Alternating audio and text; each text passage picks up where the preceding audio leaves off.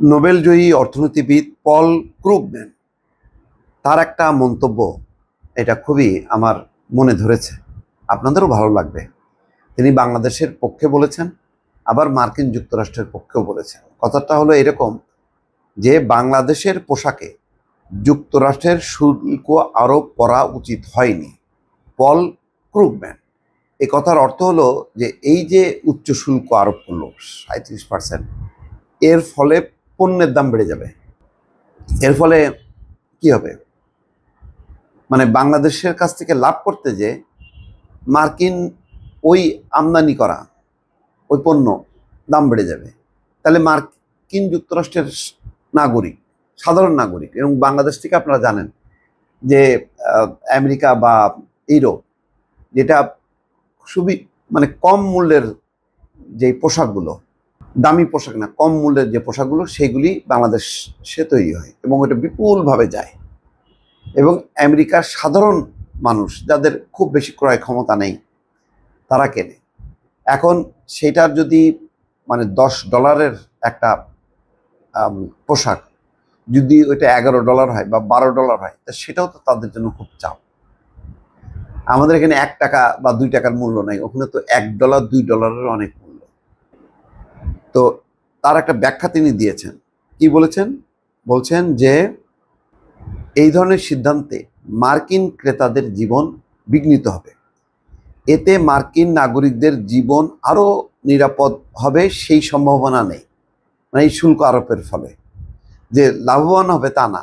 কি হবে, কমায় দিবে, মার্কিন ক্রেতারা কিনবে না এত শুল্ক দিয়ে, বরং মার্কিনদের জীবনযাত্রার ব্যয় বেড়ে যাবে।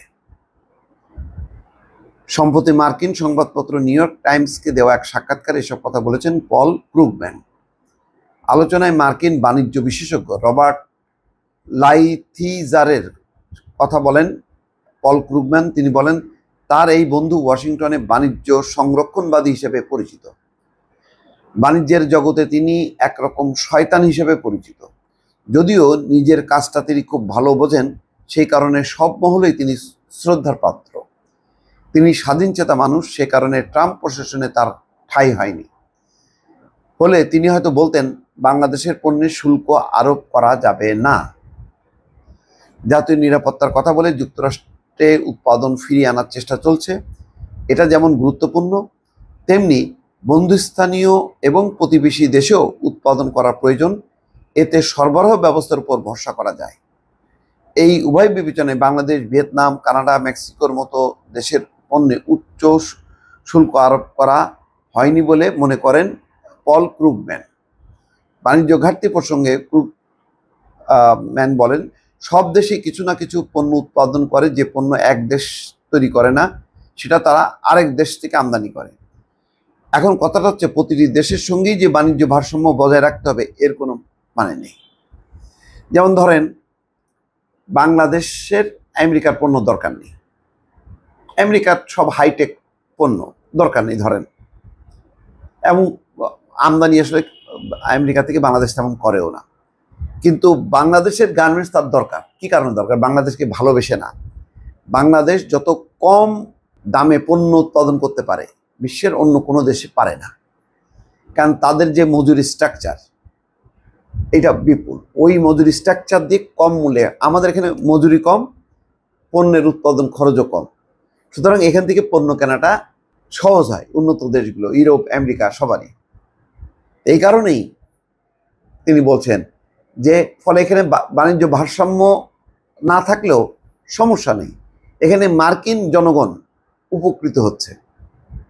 এখন ওইটা করতে যে আমি যদি এখন বাণিজ্য ভারসাম্য নেই, সুতরাং আমি ট্যাক্স বাড়াই দিলাম, তো আমেরিকা থেকে সেই পণ্যগুলো আনবে না বাংলাদেশ। কিন্তু বাংলাদেশের উপর যে আমি ট্যাক্সটা মানে আরোপ করলাম, সেই ট্যাক্স দিয়ে তারা পণ্য উৎপাদন করতে পারলো না, তাহলে কি হবে? বা যদি আনেও সেটা অনেক দামে, তাহলে মার্কিন জনগণ, সাধারণ মানুষ, তারা ভুক্তভোগী হবে। সেই কথাই বলছেন যে বাণিজ্য ভারসাম্য যে থাকতেই হবে এমন কোনো কথা নেই। তিনি বলছেন যে কোনো দেশের সঙ্গে বাণিজ্য ঘাটতি থাকার অর্থ এই নয় যে যে দেশের হাতে উদ্বৃত্ত আছে সেই দেশ অন্যায্য বাণিজ্য নীতি অনুসরণ করছে। কিন্তু অবস্থা দৃষ্টি মনে হচ্ছে ট্রাম্প প্রশাসনের মানুষরা এসব বিশ্বাস করে। মানে একটা এলোমেলো অবস্থা, সেই এলোমেলো অবস্থাটা এই নোবেলজয়ী অর্থনীতিবিদ পল ক্রুগম্যান তুলে ধরলেন। দর্শক ভালো থাকবেন, আল্লাহ হাফেজ।